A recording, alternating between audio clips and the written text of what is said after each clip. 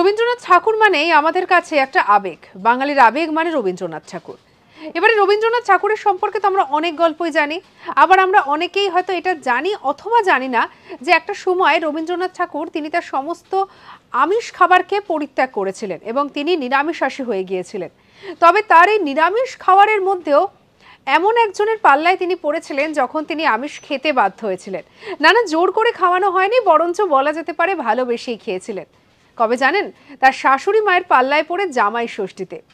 নাকি শোনা যায় যে রবীন্দ্রনাথ ঠাকুরের শাশুড়ি মায়ের হাতের রান্না ছিল ভীষণ ভালো এবং তিনি যখন জামাই ষষ্ঠী উপলক্ষে গিয়েছিলেন শ্বশুর বাড়ি, বিভিন্ন খাবারের পাশাপাশি কই মাছ রান্না করা হয়েছিল।